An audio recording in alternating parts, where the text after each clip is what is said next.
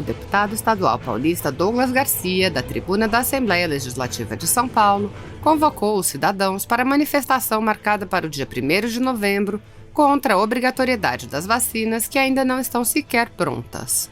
Segundo o deputado, a população precisa se manifestar pelo seu direito à liberdade de escolha, liberdade de expressão e à liberdade de ir e vir. O deputado apontou que o país está submetido a uma juristocracia, que, mesmo sem votos, quer impor sua vontade sobre toda a população. Assim está.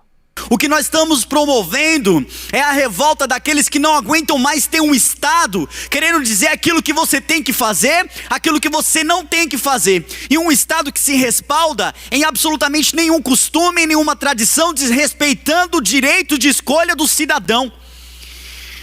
E a minha mensagem aqui, a população do estado de São Paulo, a população brasileira, é que se revoltem sim, mas se revoltem contra esse governador João Dória, que quer impor a sua vontade sobre o cidadão. É que se revoltem sim, mas que se revoltem contra aqueles que estão hoje constituídos em instituições, tentando desmoralizá-las e tentando acabar com a democracia, tirando o seu direito de livre escolha.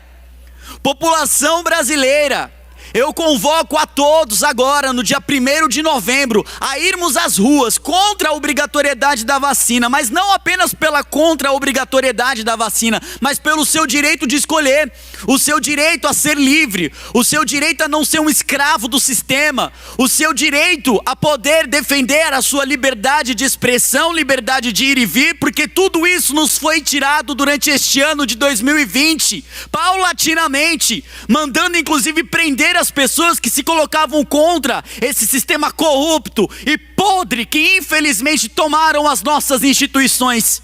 E quantas vezes nós fomos às ruas para defender essas liberdades e fomos acusados de ditatoriais, de antidemocráticos? Não!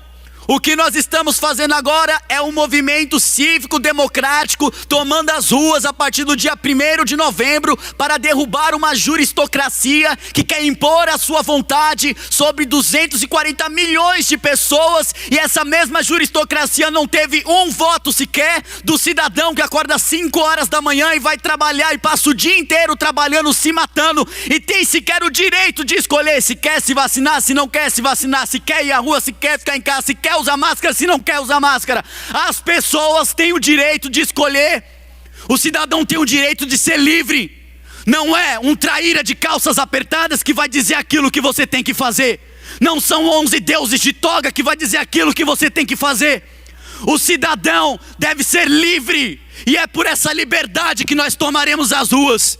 Povo brasileiro, não pense que os poderes constituídos da República irão lutar contra o sistema podre e corrupto que hoje existe para tentar defender a população. Eles não vão.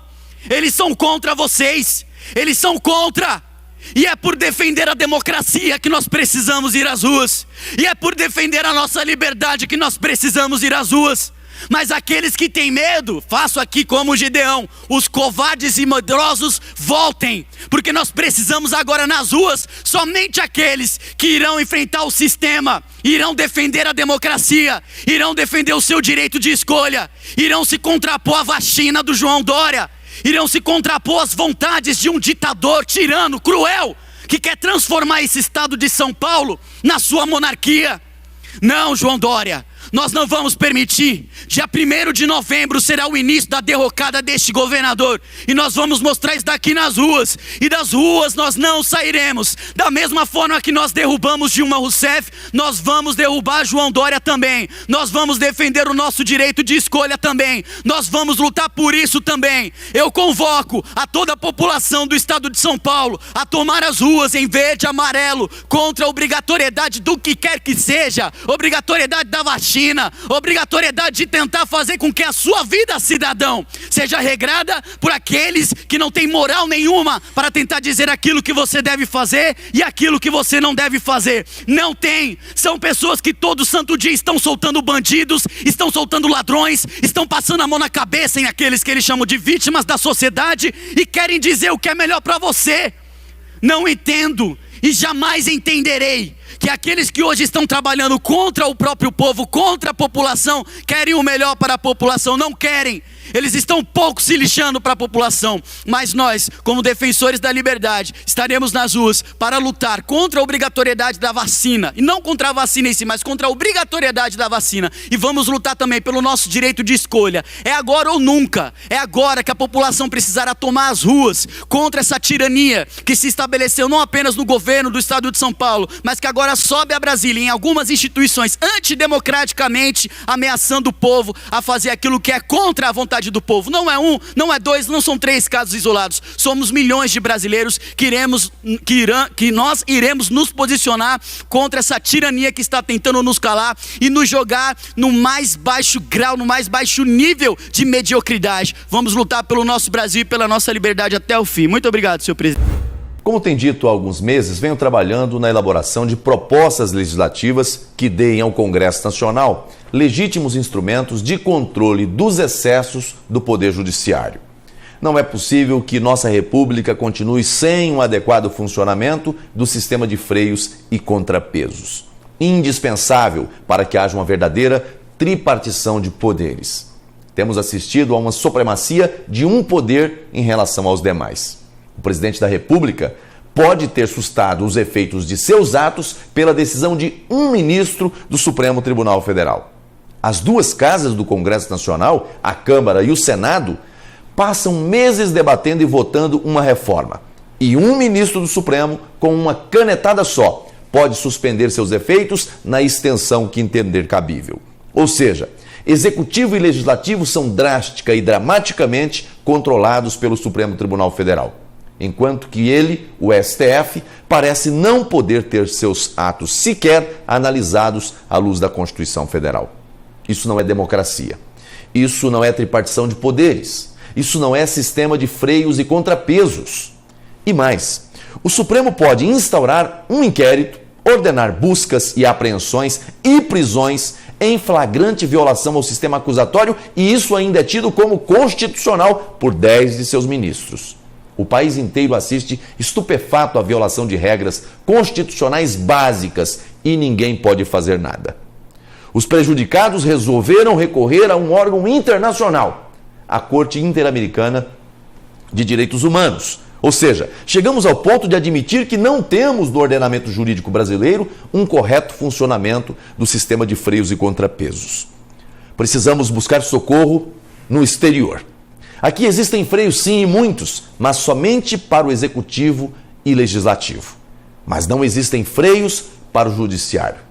Existe a figura do impeachment de ministros, mas isso não é o mesmo que freio ou contrapeso em relação ao Poder Judiciário.